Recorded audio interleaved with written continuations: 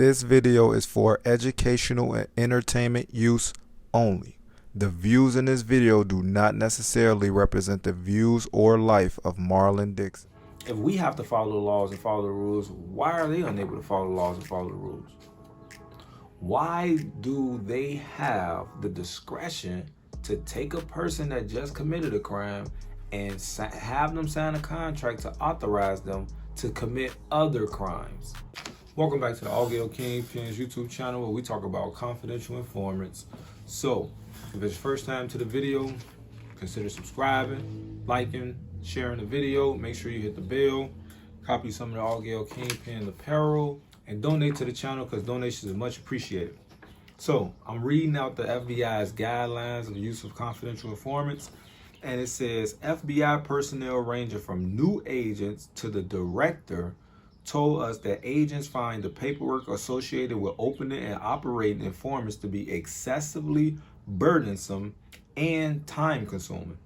In addition, personnel in HIU stated that the current version of the confidential informant guidelines is phrased in dense legalese that is hard for case agents to absorb, remember, and follow.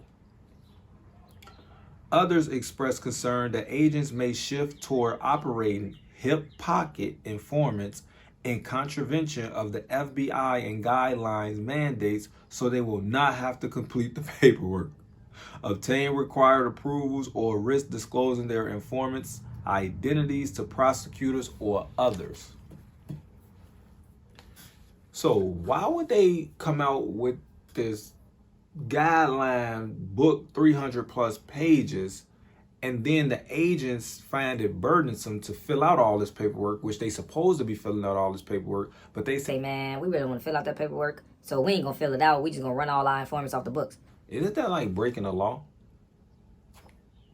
The guidelines state, hey, these are the guidelines. This is what you're supposed to do with your informant. They're supposed to sign this. They're supposed to do this. When you close them, they better make sure they know that they closed. They're not supposed to be committing crime unless they're authorized to do so. But they called it hip pocket. Like, I don't even know what hip pocket is, but for the law enforcement out there, I guess you guys will know what that is. And it's like they really don't want to do this paperwork. This is why a lot of stuff get ran off the books, like, because you really are operating in muddy waters when you operating off the books. And the FBI understand that, these agents understand that. The older FBI agents from the 50s, 60s, and the 70s, 80s, 90s, and all those people, they understand that, hey, we were operating our informants how we wanted to. They came out with these guidelines. That stuff, that ain't gonna work. You need to let these people operate and do what they do, because you gotta look at the end goal. You can't look at them committing crimes right now. You gotta look at the end goal of who we potentially trying to get, or the goal that we're potentially trying to accomplish. If we have to follow the laws and follow the rules, why are they unable to follow the laws and follow the rules? Why do they have the discretion to take a person that just committed a crime and have them sign a contract to authorize them to commit other crimes if they're supposed to be protecting us from criminals? Yet, a criminal is somebody that's breaking a law. So if they don't follow the guidelines, does that make them a criminal? And then they working with another criminal to get other criminals. So I guess we all criminals at the end of the day. That's my belief. I mean, everybody done broke a crime before, from jaywalking to speeding to misdemeanors. Like, you don't even know that in some places you can't even spit on the ground. So I'm saying that to say this.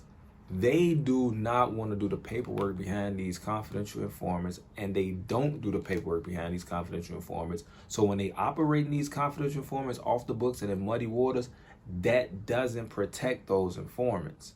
So now those informants can get caught in a situation, and the agents may not be able to get them out because there's no paperwork. That's why there's guidelines to it. But everything is lenience and all this stuff. So it's very interesting the more and more deeper I get into this stuff, because it's like, wow, like, the law is really, it's not straightforward. Like, it's literally, if this, then that, and if that, then this, and if this, possibly this, and if possibly that, possibly this, and everybody has so much discretion, which means you can do what you want to do, what you feel from your training and from your knowledge of what you have. So tell me what you guys think. Do you guys think that it's actually cool for these FBI agents to be running these informants off of the books, knowing that they out here just willy-nilly committing all these crimes that they are not authorized to commit, but yet the FBI agents are authorizing them to commit it? And I don't want to just pick on the FBI, so let me just stop saying just the FBI, DEA, ICE, Homeland Security, all different type of agencies. It's just not the FBI. Everybody just knows about the FBI, so it's easier to say the FBI and people understand that. So that's all I gotta say for this video. Is it right? Is it not right? Do you agree? Do you not agree? It's not up to me. It's up to you and how you feel about the situation. So I'm just bringing the information to you guys. So like the video, share the video, comment down below, subscribe to the channel, hit the bell, donate to the channel, cop some of the Altgeld Kingpins apparel merch, and I'll see you guys on the next video. This video is for educational and entertainment use only. The views in this video do not necessarily represent the views or life of Marlon Dixon.